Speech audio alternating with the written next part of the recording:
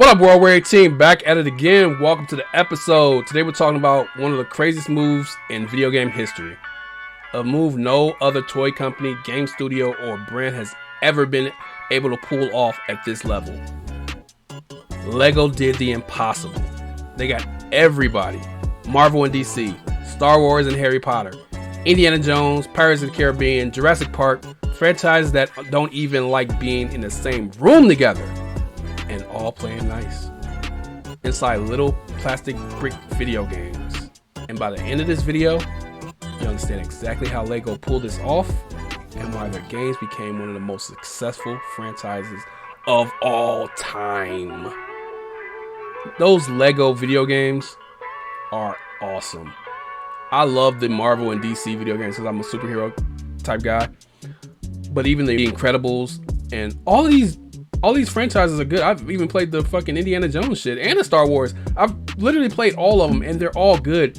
I don't know what makes them so good. It's just funny watching it on the screen, and they're easy to play and they're not super hard to get through. And you can play with multiple people and the different characters you can use. I guess all of that encompasses why the game is so good to play. So that's what I'm going to be talking about this episode. Remember to like, comment, subscribe, and share. Welcome to Lego video games should not have worked. When Lego first jumped into video games, nobody expected this to work. A toy variant making licensed story games using block characters in franchises known for serious storytelling, it sounded insane. You're telling me a Lego Luke Skywalker is going to fight a Lego Darth Vader and people are going to take this seriously? Apparently, yes. But Lego's secret weapon wasn't realism, it was fun. The game stripped franchises down to their core: comedy, action, charm, and storytelling. But that was only one step. The real power came when Lego started signing deals nobody else could pull off. These games are super fun and very entertaining, and they make you want to finish the game. Like, you don't want to stop the game because you want to see what's going to happen next. I think the biggest part that made these games so good was the funniness of it. Now, fulfill your destiny and kick your father's pig. I said it. I'll never turn to the dark side. I'm a Jedi. Don't let my father for me. Jedi. It was just the characters are super funny. They know how to do some storytelling. I don't know who's writing the storyboards for these things. I know they take a lot of the information from these movies, but the story is good. It's just good storytelling.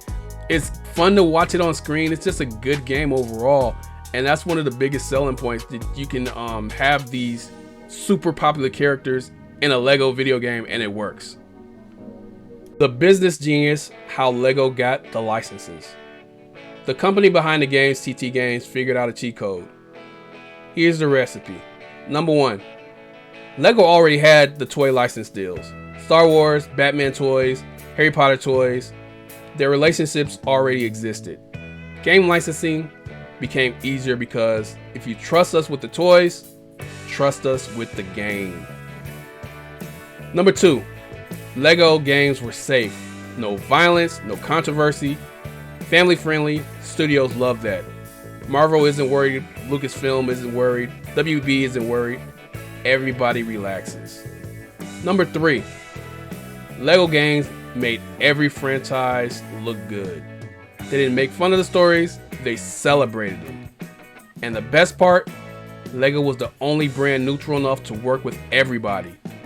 Marvel and DC refused crossovers, but let Lego in. They didn't mind. Lego was the peacemaker of pop culture. But once Lego secured the licenses, that's when the games evolved. So it was definitely a lot easier once these companies know that your toys are already selling. People love the Lego toys. I played with a lot of Legos growing up, and they had everything.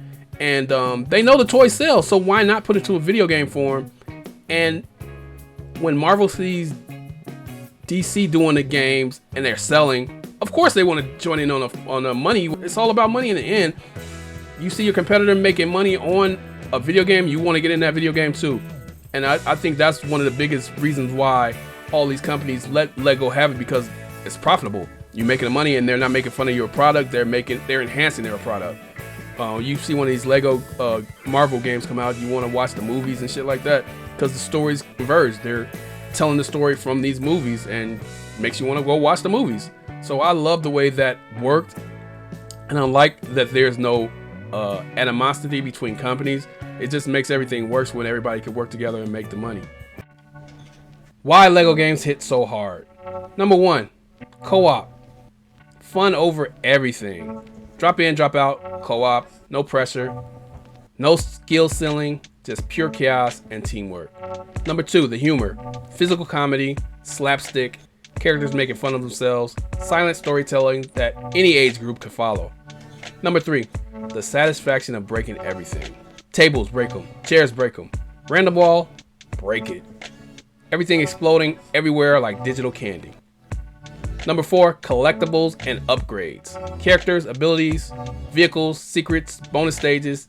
Every level had layers.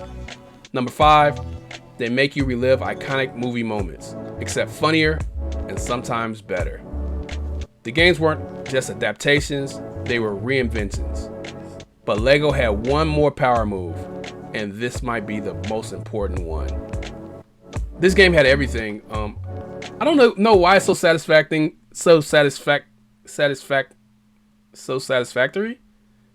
to break stuff. Like, you can break everything in this game, and I love that. I love that you can jump in and out of the 2-player mode. You don't have to stay. If you don't want to play no more, you can just quit and you can continue as 1 player. I love that. That's like innovative in my opinion. The iconic moments, of course, you see the different fucking big scenes in movies in Lego form, which is awesome and it's super funny. Everything about these games are fucking genius. It just makes a lot of sense to do it this way, and I guess that's why they're so successful. Lego games don't age. Lego games almost never age badly. Why? Simple graphics, bricks don't go out of style, no realistic faces that look weird 10 years later, timeless gameplay, jump, smash, collect, solve, laugh, repeat. Humor that works for all kids and adults. Your kids laugh at the slapstick, you laugh at the references. Shared universes before Marvel made it cool. Lego had the crossover energy before it was mainstream. Lego didn't chase trends, they made games that are always fun, and that's why they still work today. And speaking of modern Lego games, let's talk about the one that proved Lego still runs the game. So before I get into that, these games are super fun, and what was I about to say? Oh yeah, they're timeless. So even games made like 10 years ago, some of the oldest Lego games, they still look good because they're I guess the animation is not hard, and it doesn't like age bad. Like it's not fucking milk. It doesn't age like milk. It ages like whatever fuck doesn't age. Whatever ages well. So you can go back to a Lego game that came out like 10 years ago and it still plays good. It still looks good on TV.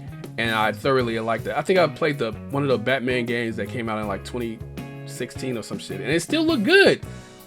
Even on the fucking PlayStation. So that's one thing that they got going for them. Those games never look old. They always look good. And I like that about those games. Like I said, you can go back and play any of them and it doesn't feel dated and the stories still hold up.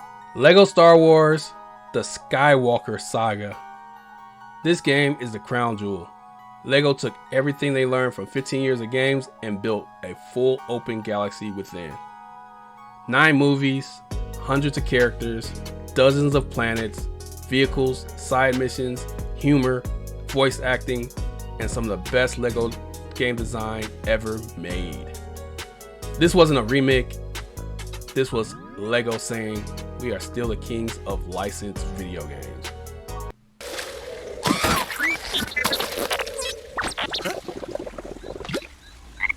You be more careful. Now all I gotta do is find this Yoda, if he even exists. Oh, wait, put your weapon. I mean you no harm. And that brings us to the final point, what Lego represents today. The Lego Star Wars is fantastic. Everything about them, from the lightsabers to the different characters. it's one of the best franchises on that system. Actually, I'm more of a Marvel DC character type games. I like those games more than the Star Wars, but I play the Star Wars games and I like them, but I like the Marvel and DC versions better. I just like superheroes more, even though I like Star Wars. Lego's real power, the universal appeal. Lego games succeed because they're universal. Anybody can play them. Kids, adults, gamers, non-gamers. They combine nostalgia, comedy, childhood imagination, and modern game design into one formula. And no other brand on earth can pull together this many franchises and make them all work under one roof. Lego isn't just a toy. Lego's a language that every franchise can speak. It's amazing that they're able to get all these franchises together and they're able to make games out of all of them, and they all feel original. They all feel like their own. That's good game design and good storytelling and all that stuff. The people that make these games are awesome. I know it takes a lot to go into these different franchises and pull stuff out, and they do a good job of doing it. And like I said, anybody can play these games. Kids, adults, anybody, no matter what age you are. They're real easy to play, real easy to get through, which makes the game, people want the games even more. And that's the magic of these games, that they're not overly hard to beat, and you can go through the story and listen to the story and watch the story unfold while you're playing the game. It's just genius. So yeah, Lego didn't just get a few franchises, they got them all. Like fucking Pokemon. By being fun, safe, creative, and universal, they became the only brand that could bring Marvel, DC, Star Wars, Harry Potter, Jurassic Park, and 1,000 others together under one video game series. And honestly, it's one of the greatest success stories in gaming. If you enjoyed this background, hit that like button, subscribe, and get ready for the next episode. But that's gonna do it for the episode. Thanks you guys for watching. I truly appreciate it. There's only 24 hours in a day, and you gave me a couple minutes of your time. Time is very valuable. Thank you for allowing me in your life for a couple minutes.